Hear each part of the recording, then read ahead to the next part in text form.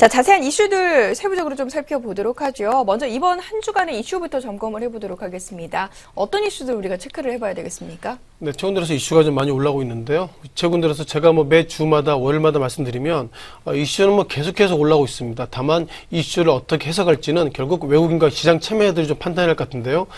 이번 주 기본 이슈 가운데서 여전히 지지난주에 어떤 7월 FOMC 회의 결과 이후에 그 결과 나오고 나서는 시장이 기준금리를 인하할 것입니다는 평가를 했다가 하루 이틀 지나고 나서는 기준금리 인상 쪽으로 다시 한번 돌아섰는데요.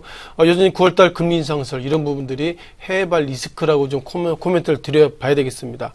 자, 무엇보다 앨런의 최측근이죠. 윌리엄 더들리 뉴욕 연방의 총재입니다. 기본적으로 기준금리는 빠르면 9월달 인상할 수 있다 이런 코멘트가 있는데요. 이런 부분들은 9월달 FOMC 회의가 열릴 때까지 설왕 때론 설레하기 때문에 전체적으로 이거는 기초적인 리스크라고 좀 정리를 좀 드려보도록 하겠습니다.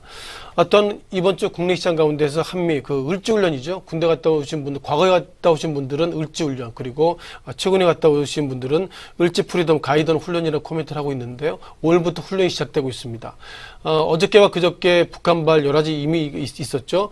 이런 훈련이 시작되면 1000배, 100배 공격을 하겠다 그런 코멘트가 있는데 여전히 북한발 이런 이슈가 그냥 귓등으로 들어야 될지 아니면 심각하게 받아들일지 모르겠지만 전체적으로 시황에 있어서 북한발 코멘트가 없다는 것은 아직까지 그런 부분들 일상적인 리스크로 시장이 좀 지배하고 있다 생각해야 될 것 같은데요. 자, 오늘부터 을지훈련 시작되고 있는데 이와 관련돼서 북한발 리스크 좀 생각을 해 두셔야 될 것 같습니다.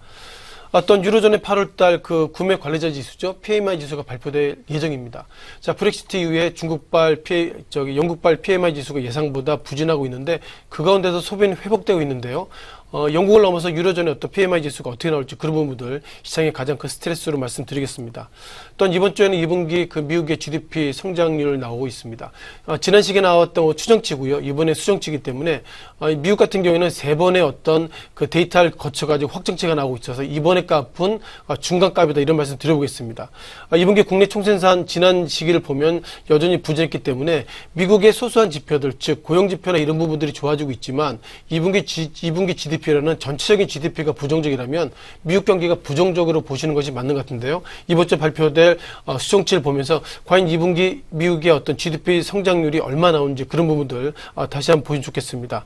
기본적으로 그 종목 가운데서 영국의 어떤 2분기 GDP 그리고 미국이 8월달 미시간 소비자 신뢰지수도 발표되기 때문에요. 예상보다 이번 주에 연일 큰 이벤트가 있는 것 같습니다. 마지막으로 제닛 앨런 의장의 어떤 코멘트가 예정인데요.